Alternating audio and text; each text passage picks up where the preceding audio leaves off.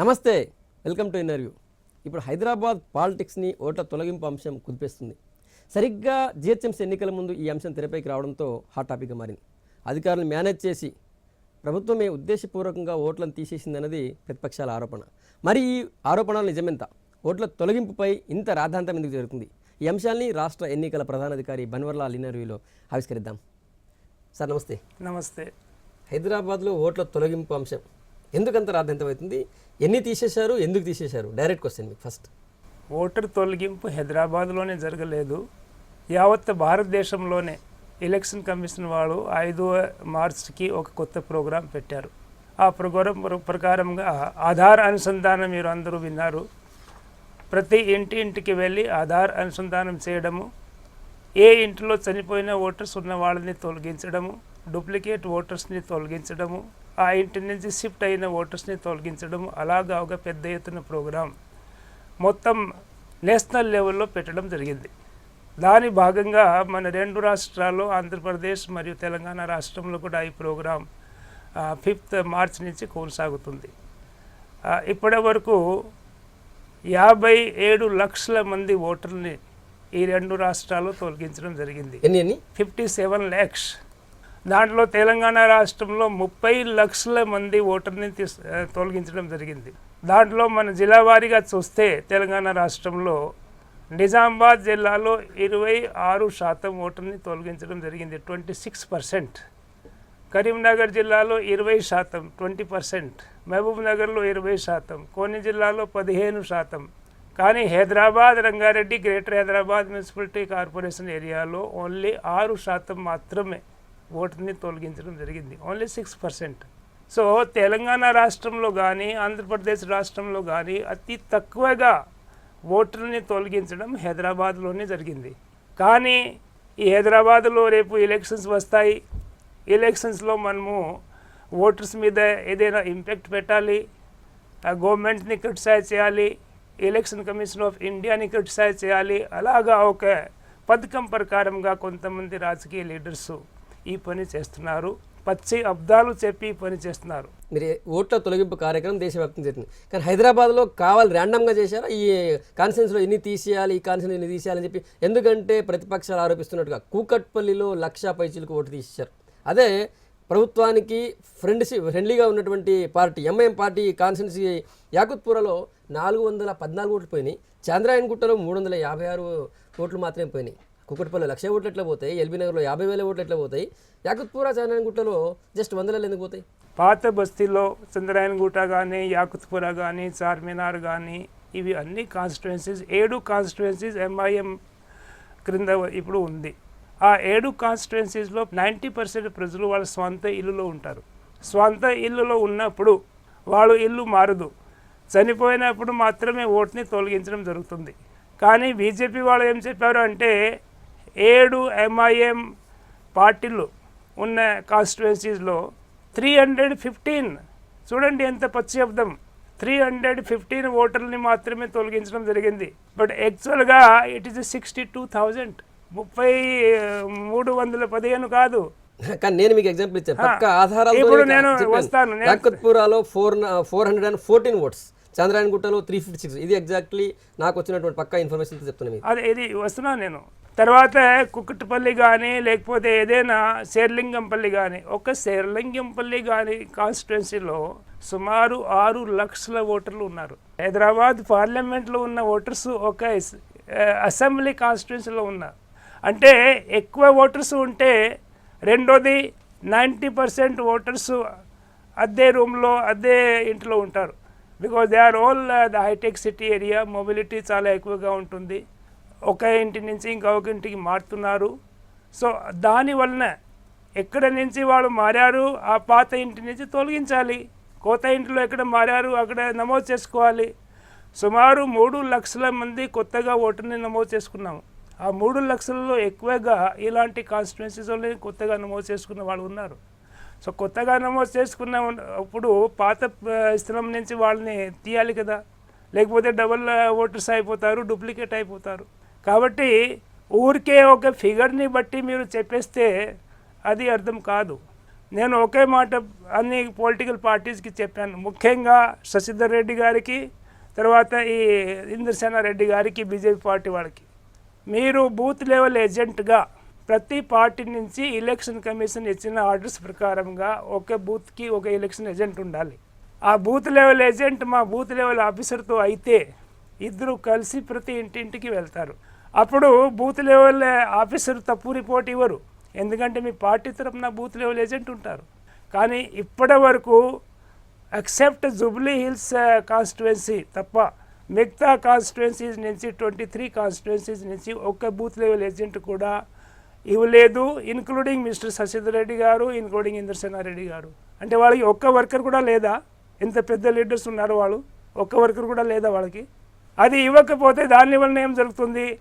Booth level officer అసలు ఇంటికి వెళ్ళరు, వెళ్తే సరిగా ఎంక్వైరీ చేయరు, లేకపోతే వాళ్ళ ఇష్ట ప్రకారంగా రాస్తారు, రాసిన ప్రకారంగా పైకి ఉన్న అధికారులు చర్య తీసుకోవాలి, అదే జరుగుతుంది. కానీ ఓటు తీసేసేటప్పుడు మీరు నోటీస్ ఇవ్వాలి, వాళ్ళకు ఇంట్లో లేకపోతే గోడకో డోర్కో నోటీస్ అంటించాలి. కానీ ఇప్పటిదాకా బిఎల్ఓ ఎక్కడ కూడా ఇట్లా నోటీస్ ఇచ్చినట్టు సందర్భాలు లేవని చెప్పి ప్రతిపక్షాలు అంటున్నాయి. ఇసే ఓటర్ ఐడి కార్డు ప్రతి ఒక్కరికి ఉంటుంది. ఇల్లు మారిన తర్వాత కూడా ఓటర్ ఐడి కార్డు వాళ్ళు ఎవరికి ఇస్తారు? వాళ్ళ దగ్గర పెట్టుకొని వెళ్ళిపోతారు, తర్వాత చూపిస్తారు నా దగ్గర ఓటర్ ఐడి కార్డు ఉంది. కానీ ఇల్లు మారారు కదా, ఇల్లు మారిన తర్వాత it is the duty of the citizen to get registered new address or new voter. అది చేరు వాళ్ళు. మీరేమంటారు, నోటీస్ పెట్టారా, అంటించారా? డోర్ డోర్ తప్పకుండా door to door. Yes, door to door. కానీ నోటీస్ వాళ్ళకి అందదు. ఎందుకంటే అందదు అంటే వాళ్ళు ఆ ఇంటి నుంచి వెళ్ళిపోయారు. ఇప్పుడు మూడు కేసెస్ ఉన్నాయి డిలీషన్కి. ఒకటి డెడ్ ఓటర్స్. డెడ్ ఓటర్స్కి నోటీస్ ఉండదు, ఎందుకంటే దానికి ఎంక్వైరీ మాత్రమే జరుగుతుంది. ఫ్యామిలీ మెంబర్స్ నుంచి స్టేట్మెంట్ తీసుకుంటారు, దాన్ని బేస్ చేసుకొని డిలీట్ చేయాలి. రెండోది డూప్లికేట్ ఓటర్స్. డూప్లికేట్ ఓటర్స్ అంటే ఆ ఓటరు ఒకే స్థలంలో ఉంటారు, ఎక్కడ నివసిస్తున్నారు అక్కడ వాళ్ళ పేరు ఉంటుంది. ఒక్కొక్క వ్యక్తికి హైదరాబాద్లో వాళ్ళు స్వయంగా నాకు ఈమెయిల్ రాస్తున్నారు, నాకు 8 ఓట్స్ ఉన్నాయి, 10 ఓట్స్ ఉన్నాయి ఒక్కొక్క వ్యక్తికి. ఆ 9 ఓట్స్ దానికి నోటీస్ అక్కర్లేదు, అలాగే వెళ్ళిపోతాయి. మూడోది, ఒక ఇంటి నుంచి ఇంకా ఒక ఇంటికి షిఫ్ట్ అయిన తర్వాత నోటీస్ ఎక్కడ ఇవ్వాలి? మన ఓటర్ జాబితాలో ఉన్న అడ్రస్ మీద నోటీస్ అందించాలి. ఆ నోటీసు ఆ ఇంటిలో ఇప్పుడు ప్రస్తుతంగా ఎవరు ఉన్నారు? నిన్న ఒక టీవీలో నేను ఇంటర్వ్యూ ఇచ్చాను, అక్కడ ఇంటర్వ్యూలోనే ఒకరు రంగారావు మనిషి పేరు రంగారావు చెప్పారు, నేను 7 సంవత్సరాల నుంచి నా ఇంట్లో ఉంటున్నాను. 7 సంవత్సరాల ముందు ఆ ఇంట్లో ఎవరు ఉన్నారు వాళ్ళ పేర్లు ఓటర్ జాబితాలు ఉన్నాయి. 7 సంవత్సరాల ముందు ఉన్న వాళ్ళ పేర్లు ఓటర్ జాబితాలు ఉన్నాయి. సో అలాగా ఉన్న వాళ్ళకి నోటీస్ ఎక్కడ అందుతుంది? కానీ బన్వర్లాల్ గారు, ఢిల్లీ నుంచి వచ్చినటువంటి మీ ఎలక్షన్ కమిషన్ ప్రతినిధులతో చాలామంది మొరబెట్టుకుంటున్నారు, నేను ఇంట్లోనే ఉన్నాను, చాలా రోజుల నుంచి ఉన్నాను, అది కావాలని తీసేశారని చెప్పి మీరు రోజు మీ వాళ్ళు door to door booth level తిరుగుతున్నారు కదా, వాళ్ళకని కంప్లైంట్స్ వస్తున్నాయి. మరి ఎట్లా వస్తున్నాయి అవన్నీ? కంప్లైంట్ అంటే వాళ్ళే ఏర్పాటు చేశారు. ఇప్పుడు శశిధర్ రెడ్డి గారు, ఇంద్రసేన రెడ్డి గారు పని ఏమిటి చెప్పండి? కరెక్ట్ రిపోర్ట్ ఇవ్వలేదు, బన్వర్లాల్ కరెక్ట్ రిపోర్ట్ ఇవ్వలేదని కాదండి. మొట్టమొదటిగా శశిధర్ రెడ్డి గారు చెప్పారు, ఎలక్షన్ కమిషన్కి కంప్లైంట్ ఇచ్చారు. దాంట్లో ఏం రాశారు? నేను 200 ఓట్లని స్వయంగా వెరిఫై చేశాను, వాళ్ళని తొలగించారు, వాళ్ళు ఇంట్లో ఉన్నారు. 234 మంది ఓటర్లు ఎలక్షన్ కమిషన్కి నోటీస్ ఇచ్చారు.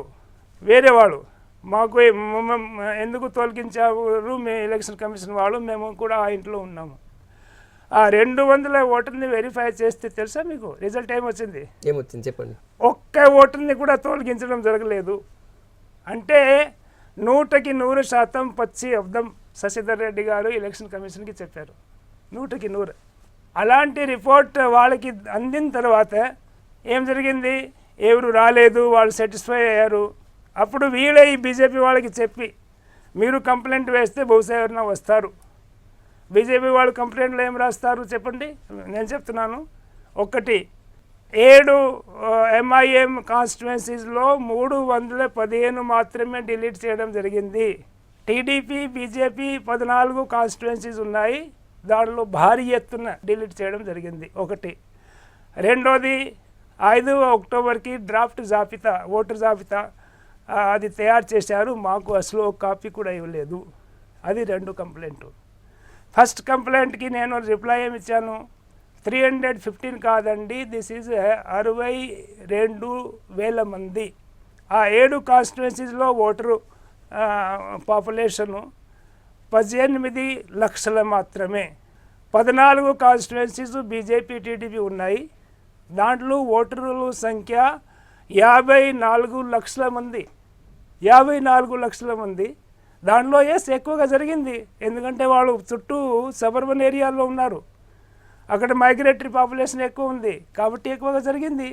బట్ ఎక్కడ 18 lakhs, ఎక్కడ 54 lakhs, 3 times. దానికి సమానంగా ఎట్లా జరుగుతుంది? అది ఒకటి. రెండోది, డ్రాఫ్ట్ జాబితా మాకు ఇవ్వలేదు.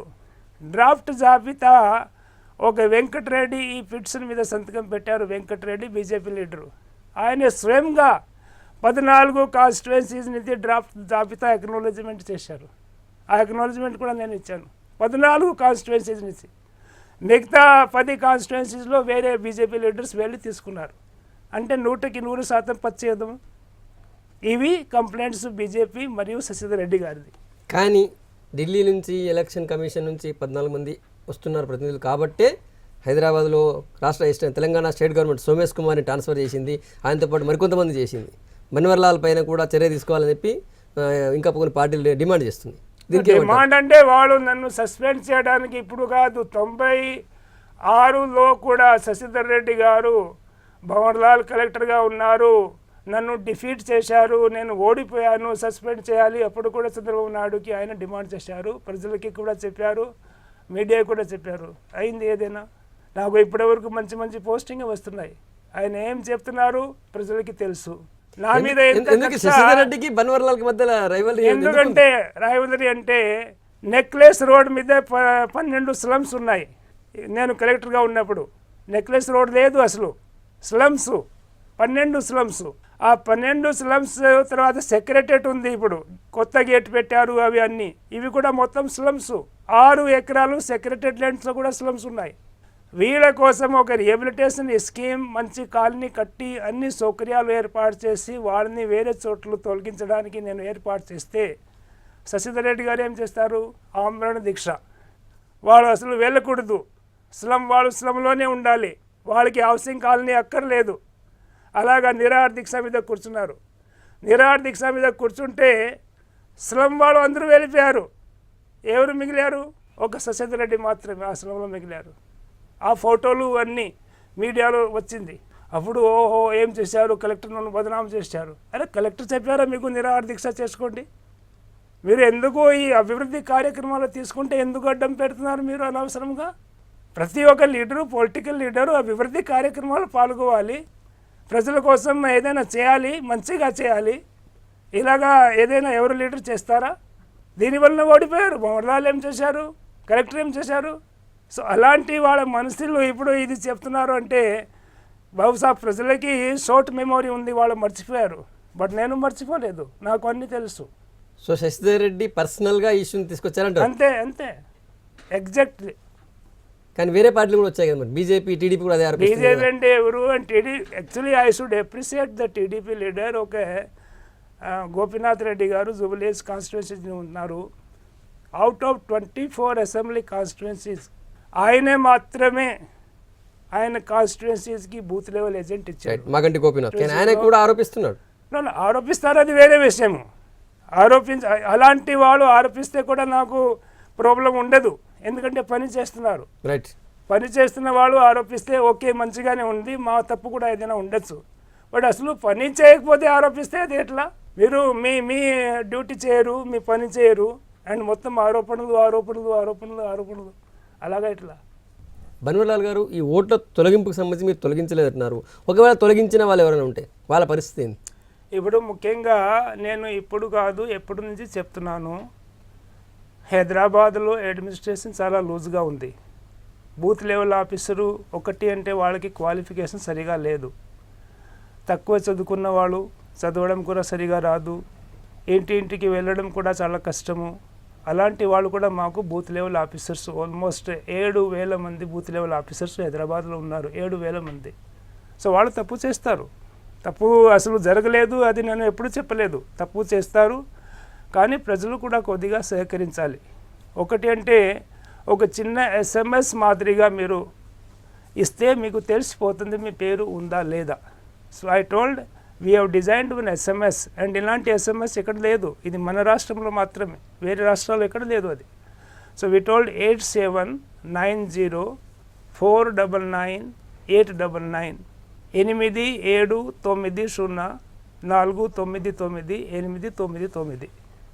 దాంట్లో ఒక వర్డ్ రాయాలి, ఓట్, VOTE స్పేస్ అంటే గేప్, తర్వాత ఓటర్ గుర్తింపు కార్డు నంబరు. ఇది రాసి ఇస్తే మీ పేరు ఉంటే మీ పేరు ఎక్కడ ఉంది, ఏ పోలింగ్ స్టేషన్లో ఉంది, ఏ సీరియల్ నెంబర్లో ఉంది, మొత్తం వివరాలు మీకు వచ్చేస్తాయి. మీ పేరు లేకపోతే ఈ తొలగించడం జరిగితే మీ పేరు తొలగించడం జరిగింది ఫలానా రీజన్స్ వల్ల, మీరు ఇమీడియట్గా అపీల్ ఫైల్ చేయాలి. ఇప్పుడు అపీల్ ఫైల్ చేయడానికి కూడా ఎవరి దగ్గర కంప్యూటర్ సిస్టమ్ అయితే వాళ్ళు అక్కడి నుంచి చేసేస్తారు, కానీ చాలామంది దగ్గర లేవు అలాంటి సౌకర్యాలు.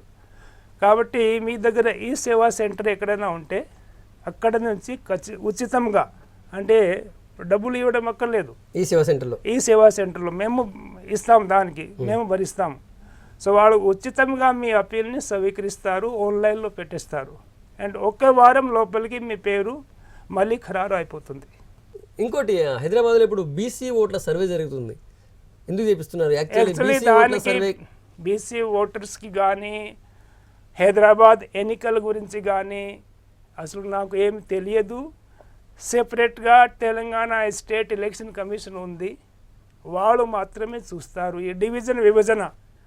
చూడండి ఎంత అర్థం వాడుతున్నారు, డివిజన్ విభజన కూడా నేను చేస్తున్నాను, నాకు అసలు డివిజన్ విభజనకి సంబంధం ఏమిటి? అక్సెప్ట్ ద ఓటర్ జాబితా, అది కూడా మా ఓటర్ జాబితా, వాళ్ళ కోసం కాదు ఇది.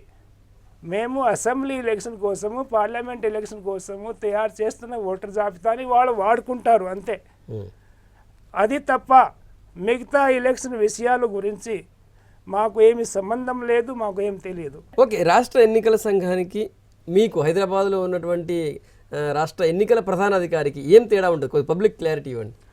రాష్ట్ర ఎన్నికల సంఘం అంటే బల్దియా లాంటి మున్సిపల్ కార్పొరేషన్ ఎలక్షన్ కానీ, లేకపోతే మున్సిపాలిటీ ఉంటాయి డిస్ట్రిక్ట్ హెడ్ క్వార్టర్స్లో వాళ్ళ ఎలక్షన్స్ కానీ, గ్రామ పంచాయత్స్ ఉన్నాయి గ్రామ పంచాయతీ ఎలక్షన్స్ కానీ, జిల్లా పరిషత్ ఉంటాయి జిల్లా పరిషత్ ఎలక్షన్స్ కానీ, మండల పరిషత్ ఎలక్షన్స్ కానీ, లోకల్ బాడీస్ సంబంధించిన ఎలక్షన్స్. ఆర్టికల్ మీరు చదివారు కాన్స్టిట్యూషన్లో 73rd and 74th అమెండ్మెంట్ చేశారు. దాని ప్రకారంగా రాష్ట్ర ఎన్నికల సంఘము ఇలాంటి ఎలక్షన్స్ కండక్ట్ చేస్తుంది. ఎలక్షన్ కమిషన్ ఆఫ్ ఇండియా అంటే భారత ఎన్నికల సంఘము, దాని క్రింద నేను పనిచేస్తున్నాను ఈ రెండు రాష్ట్రానికి. ఇప్పుడు అది president of India, vice president of India, Lok Sabha, Rajya Sabha. ఈ స్టేట్లో మన రెండు ఉన్నాయి, మన స్టేట్లో రెండు స్టేట్స్లో, ఒకటి లెజిస్లేటివ్ అసెంబ్లీ, రెండోది legislative council, MLA and MLC. ఇవి ఎలక్షన్స్ మాత్రమే కండక్ట్ చేస్తుంది. మిగతా ఎలక్షన్స్ భారత ఎన్నికల సంఘం పరిధిలో రాదు. తెలంగాణ గవర్నమెంట్కి ఫేవర్గా బన్వర్లాల్ ఉన్నారు అంటే ఒకటి నేను మాట చెప్తున్నాను, ఇప్పటి వరకు అసలు నాకు చెడ్డ పేరు ఎందుకు వచ్చింది అంటే నేను ఏ సీఎం గారిని కూడా వినలేదు. ఎప్పుడైనా నాకు ట్రాన్స్ఫర్ వచ్చిన తర్వాత, చాలా ట్రాన్స్ఫర్స్ నాకు 45 రోజుల తర్వాత కూడా వచ్చినాయి, కొన్ని ట్రాన్స్ఫర్స్ 3 నెలల తర్వాత వచ్చినాయి, కొన్ని ట్రాన్స్ఫర్స్ 6 నెలల తర్వాత వచ్చినాయి. అలాంటి ట్రాన్స్ఫర్స్ ఎందుకు వచ్చినాయంటే నేను సీఎం గారిని వినలేదు, ఏ సీఎం కూడా. ఇప్పటి వరకు 6 సీఎంస్ని పూర్తిగా, రోసయ్య గారిని కొంతకాలం వరకు, 7 సీఎం క్రింద నేను పనిచేశాను. అన్ని చోట్ల నాకు ట్రాన్స్ఫర్ రావడానికి ముఖ్యమైన కారణం ఇదే.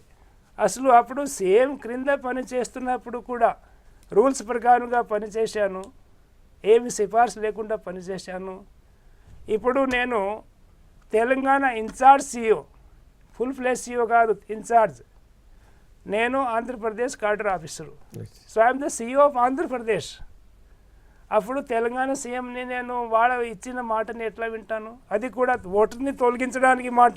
ఇది మంచి ప్రోగ్రాం కోసం చెప్తే ప్రతి ఒక్కరిని వినాలి, దాని మీద నేను ఎట్లా వింటాను? రైట్, ఫైనల్గా హైదరాబాద్ ఓటర్లకు ఏం చెప్తారు, ఏం క్లారిటీ ఇస్తారు? ముఖ్యంగా ఈ 6.30 వేల మంది ఓటర్లు, 6,30,000 మంది ఓటర్లు మీరు ఎక్కడైనా ఏదైనా పొరపాటు వలన కానీ లేకపోతే ఏదైనా మెలఫైడ్ ఇంటెన్షన్ వలన కానీ మిమ్మల్ని తొలగించడం జరిగినప్పుడు దీన్ని పూర్తిగా 18 తేదీ లోపలికి సర్దిస్తాము.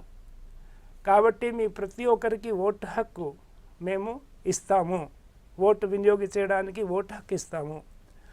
రెండోది, ఇప్పటి వరకు చాలామంది అప్లై చేశారు, వాళ్ళకి ఇంకా ఓటు హక్కు రాలేదు, రిజిస్ట్రేషన్ కాలేదు. వాళ్ళ అప్లికేషన్స్ని కూడా 18 లోపలికి డిస్పోజ్ ఆఫ్ చేస్తాము. సో ఇప్పటి వరకు ఎవరన్నా ఓటర్ జాబితాలో ఉన్నారు, లేకపోతే ఓటర్ జాబితా నుంచి తొలగించడం జరిగింది కానీ వాస్తవంగా ఉన్నారు, లేకపోతే దరఖాస్తు పెట్టారు, అప్లికేషన్ పెట్టారు, ఈ 3 కేటగిరీ వాళ్ళు ఉన్న ఓటర్ని తప్పనిసరిగా ఓటు హక్కు ఇప్పిస్తాము. పొలిటికల్ పార్టీస్ వాళ్ళు ఊరికే వాళ్ళ స్వార్థ కోసం వాళ్ళు మాట్లాడుతున్నారు.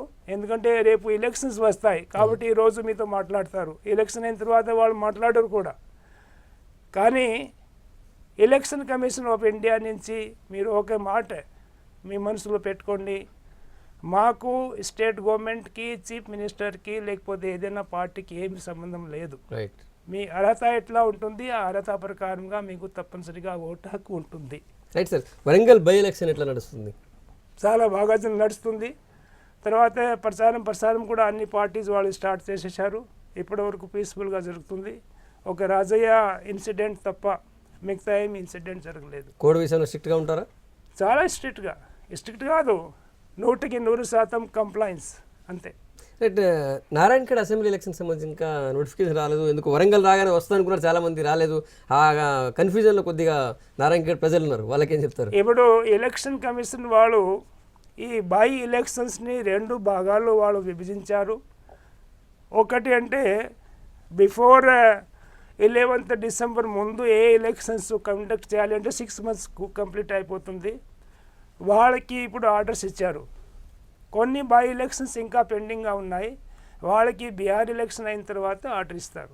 సో నెక్స్ట్ రౌండ్లో అది నారాయణఖేడ్ కూడా మనకి వచ్చేస్తాయి. Right. Thank you sir. Thank you.